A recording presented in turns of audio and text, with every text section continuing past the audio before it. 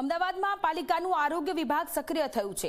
સતત બીજા દિવસે ફરસાણના વેપારીઓને ત્યાં ચેકિંગ કરવામાં આવી રહ્યું છે। ગઈકાલે 150 એકમોમાં ચેકિંગ થયું હતું।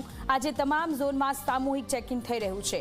એએમસીના ફૂડ વિભાગની ફ્લાઇંગ સ્ક્વોડનું ચેકિંગ, ફરસાણ અને મીઠાઈના નમૂના લેવામાં આવ્યા। ચાંદીના વરખ અને માવાની ગુણવત્તા ચકાસવામાં આવી। સેમ્પલ લીધા બાદ ઝડપથી રિપોર્ટ આવે તેવા પ્રયત્ન થઈ રહ્યા છે। રિપોર્ટમાં કંઈ વાંધાજનક મળશે તો એકમ સીલ કરવામાં આવશે। સંવાદદાતા અર્પણ આપણી સાથે લાઈવ જોડાયેલા છે। અર્પણ, મીઠાઈ બનાવતા ફરસાણના વેપારીઓને ત્યાં અત્યારે આરોગ્ય વિભાગ દ્વારા ચેકિંગ કરવામાં આવી રહ્યું છે, શું છે વધુ જાણકારી?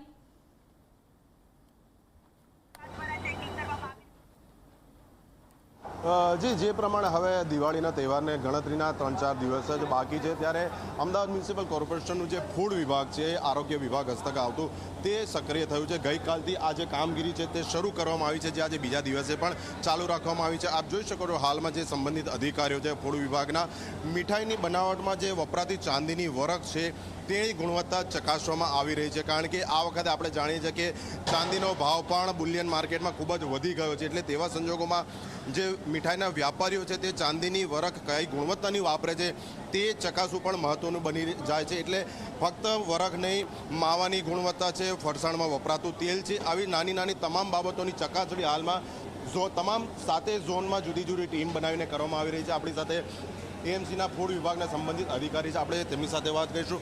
મહેન્દ્રભાઈ, ગઈકાલથી કામગીરી શરૂ કરવામાં આવી છે, મુખ્ય શું ઉદ્દેશ છે આ કામગીરીનો? હાલમાં દિવાળીના તહેવારોમાં મીઠાઈનું વેચાણ વધારે પ્રમાણમાં જોવા મળતું હોય છે, જેના કારણે વેપારીઓ દ્વારા કંઈક હલકી ગુણવત્તાવાળા ખાદ્ય પદાર્થોનું મિશ્રણ કરી અને આમ જનતાને ન આપે એ માટે અમદાવાદ મ્યુનિસિપલ કોર્પોરેશનની ફૂડ વિભાગની ટીમ દ્વારા અલગ અલગ જગ્યાએ મેન્યુફેક્ચરિંગ રિટેલ આઉટલેટ, દૂધ અને દૂધની બનાવટો, મીઠાઈ, બેકરી પ્રોડક્ટના નમૂનાઓ લઈ અને પબ્લિક હેલ્થ લેબોરેટરીમાં તપાસ અરજી મોકલી આપવામાં આવે છે। મહેન્દ્રભાઈ, સામાન્ય સંજોગોમાં 10 થી 15 દિવસ થાય છે રિપોર્ટ આવતા, પણ આપણે પ્રાઇમરી 48 કલાકમાં રિપોર્ટ મળે એવા પ્રયત્નો આ વખતે કરી રહ્યા છે। હા, હાલમાં લેબોરેટરી દ્વારા ઝડપી પરિણામ મળે એ માટેની પણ સુવિધા કરવામાં આવી છે। એ સિવાય પણ અમને જો નરી આંખે જો એવો અખાદ્ય પદાર્થ જણાઈ આવે તો અમે સ્પોટ ઉપર એનો નાશ કરતા હોય છે।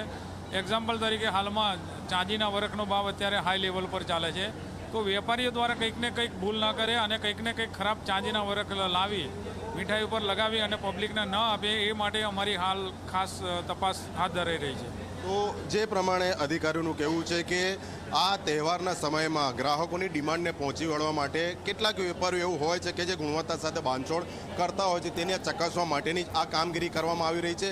પ્રાથમિક નજરે જો કંઈ વાંધાજનક મળે તો ત્યાં આ ખોરાક કે વસ્તુઓનો નાશ કરવામાં આવે છે અને વધુ ગંભીરતા જણાય તો એકમોને સીલ કરવા સુધીની કામગીરી પણ કરવામાં આવશે।